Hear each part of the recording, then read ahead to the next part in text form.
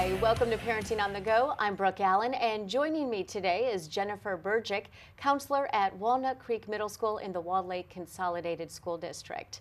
And thank you for being here today. Sure. So I guess the first question is, what does a school counselor do?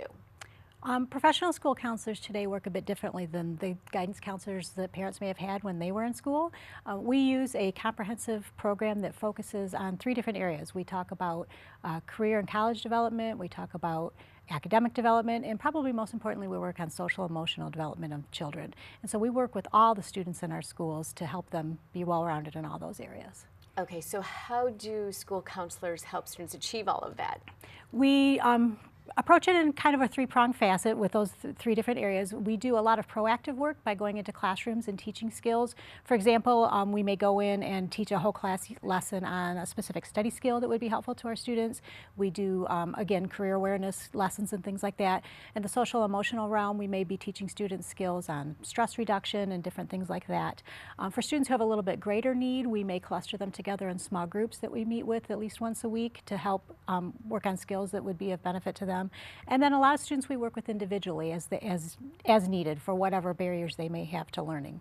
I know when I was in school, it was kind of different. You always thought, oh, the counselor's office is down the hall, and you only went there if maybe you were called down to the counselor's office. But you actually see the students on a regular basis. Right. Well, we try very hard to see all of our students individually, at least several times a year. It just depends on their needs and how often we can have access to them. So how are school counselors different than social workers or even psychologists?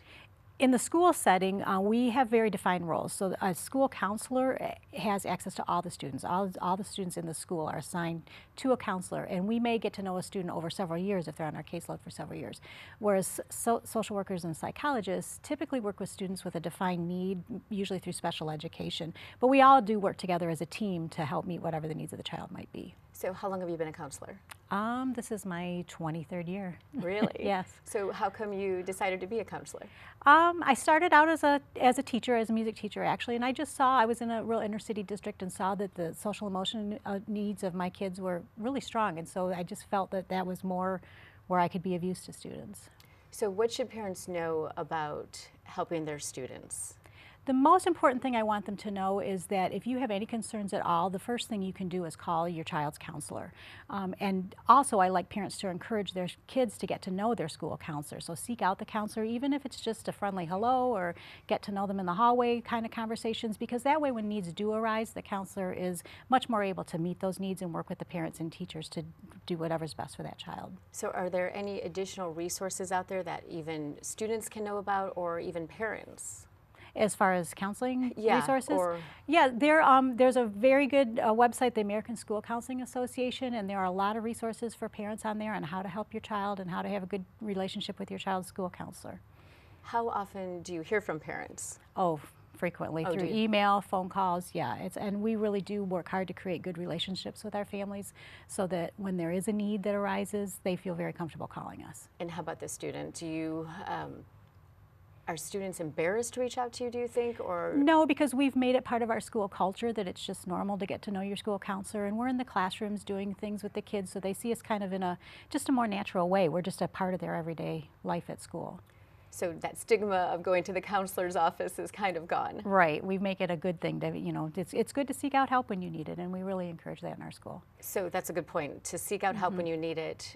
How do parents really drill that into a kid's head? I think it's through conversation. We start it early when they, I work in a middle school setting, so as they enter into middle school, we make sure that we're establishing that relationship with the kids and with the parents, that they know who we are, they know we're a resource for them, and we really do encourage them to call us at the first sign of any concern. Okay, thank you so much for joining us today. Thanks for having me. Yes. And thank you for watching this episode of Parenting on the Go. And if you would like to look up more helpful parenting tips, you can visit the West Bloomfield Youth Assistance website at wbyouthassistance.org.